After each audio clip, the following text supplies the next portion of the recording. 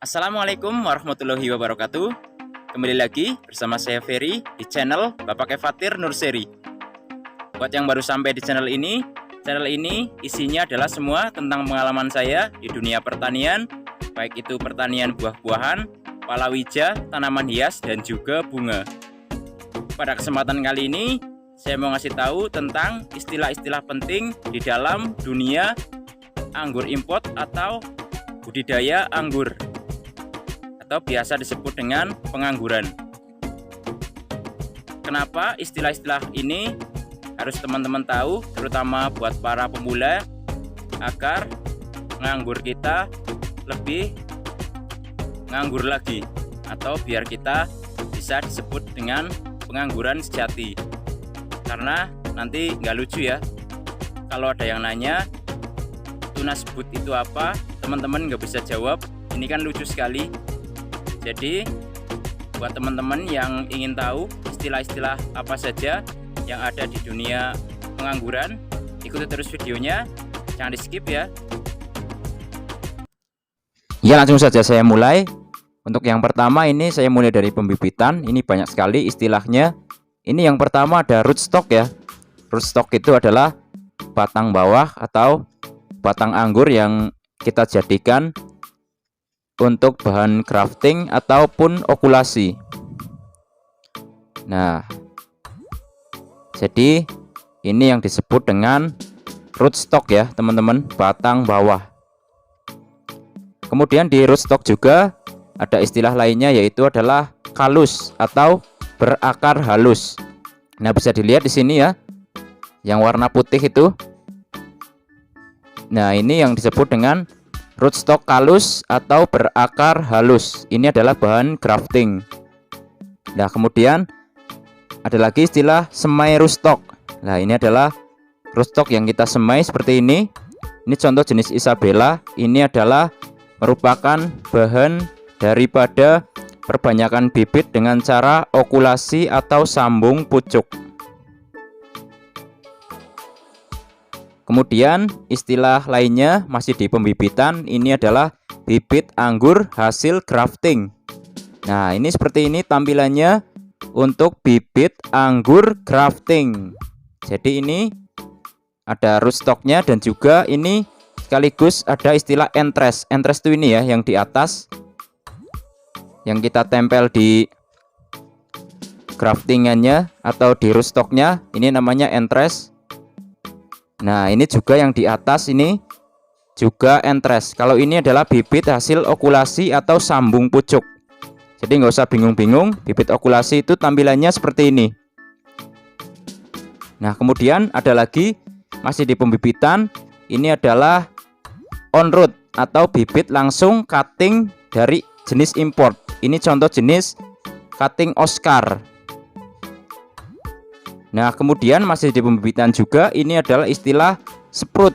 Sprout itu maksudnya adalah pecahnya tunas bud yang pecah setelah proses grafting berlangsung. Nah, ini pecah tunas inilah yang disebut dengan sprout. Sprout ini juga nanti terjadi pada saat pemangkasan pembuahan, nanti juga terjadi sprout, cuma bedanya nanti membawa bunga. Nah, kemudian ini adalah istilah grounding. Grounding adalah bibit anggur yang ditanam langsung di tanah seperti ini. Kemudian ini ada istilah metan, biarpun sudah banyak orang tahu, tapi ini metan maksudnya adalah media tanam. Ya, kemudian ini ada istilah lagi HST atau hari setelah tanam. Contoh ini adalah bibit 5 HST, berarti adalah bibit 5 hari setelah tanam. Nah, kemudian ada istilah stagnan. Stagnan itu adalah bibit yang pertumbuhannya kurang cepat. Nah, ini lawan dari stagnan adalah vigor ya. Vigor itu maksudnya ini bibit yang pertumbuhannya ngebut atau sangat bagus. Kenapa ini tergolong vigor? Bisa dilihat di sini, untuk tanggal penanamannya adalah tanggal 18 Oktober 2021. Ini masih 10 hari HST dan belum terkena pupuk sama sekali. Nah, kemudian ada lagi istilah bud ya. Bud itu ini teman-teman. Nah, ini yang menonjol ini namanya adalah bud. Kemudian ada lagi tunas air. Nah, tunas air itu ini ya, yang tumbuh di antara daun dan juga bud, atau biasa disebut dengan ketiak daun ini yang dinamakan dengan tunas air atau tunas abadi. Ini selalu muncul baik di cabang primer, sekunder, tersier, ini selalu ada tunas air. Kemudian ada lagi axle break. Axle break itu adalah pembatasan-pembatasan yang dilakukan untuk mempercepat proses pembesaran daripada pohon anggur. Nah, kalau di bibit ini juga sudah bisa dilakukan axle break dengan cara memotong tunas-tunas air yang tumbuh, sehingga nanti pertumbuhannya bisa vigor ke atas. Nah, kemudian ada istilah tanam dengan cara tralis. Tralis itu maksudnya seperti ini ya teman-teman. Jadi sekundernya dibelokkan, kemudian tersiernya ke atas. Nanti ini buahnya jadinya seperti ini. Ini namanya mode tralis atau mode dinding. Kemudian lawan dari tralis adalah ini mode tanam para-para. Ini seperti ini ya. Jadi ke atasin, kemudian dibelokkan, kemudian tersiernya ini nanti menghadap ke kanan dan kiri membentuk para-para.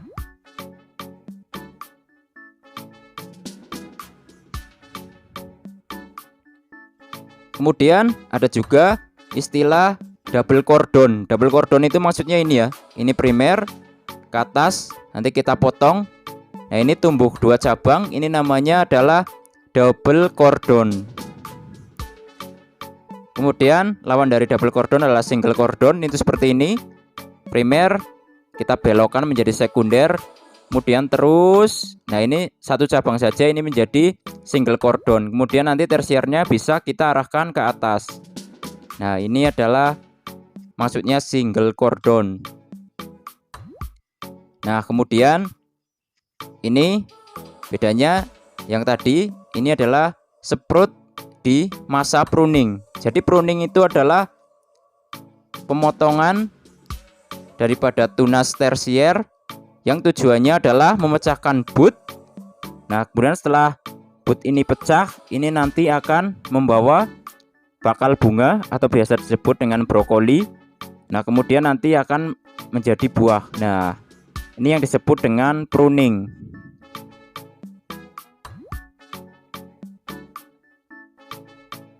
Nah, kemudian ada lagi istilah, ini adalah brokoli ya. Brokoli adalah yang muncul setelah kita pruning, sebelum membentuk bunga, itu namanya brokoli. Kemudian setelah brokoli ini akan pecah menjadi bloom atau full bunga, kemudian akan menjadi berry. Jadi yang namanya berry itu adalah anggur yang masih sangat kecil-kecil ya, sudah membentuk bulir. Ini namanya adalah berry anggur. Nah, seperti ini yang sudah agak besar, ini berinya. Nah, jadi ada banyak sekali memang istilah-istilah di dunia pengangguran.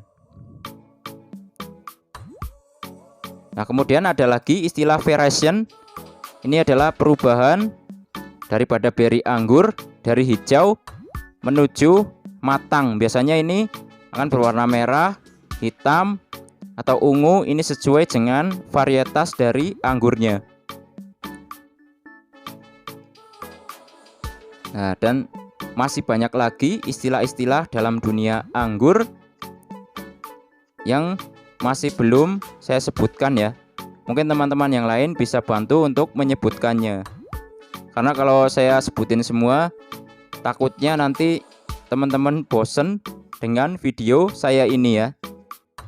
Ini ada tambahan, ini juga penting. Ini namanya batang primer atau cabang primer adalah cabang utama ya.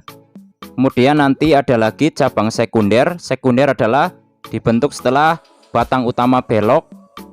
Ini berlaku untuk sistem para-para dan juga tralis ya. Ini yang dinamakan dengan batang sekunder. Kemudian nanti untuk cabang tersier adalah maksudnya adalah batang pembuahan. Nah, ini contohnya, ini adalah cabang tersier dari tunas air. Nah, untuk cabang tersier ini bisa dibentuk dari tunas air dan juga bisa dibentuk dengan memecahkan bud daripada cabang sekunder. Nah, jadi jangan bingung-bingung kalau ditanya tentang percabangan anggur, tentang mana primer, mana sekunder, dan juga mana itu tersier. Jadi ini sangat mudah sekali ya. Nah, ini bisa memecahkan bud, bisa memelihara tunas air seperti ini.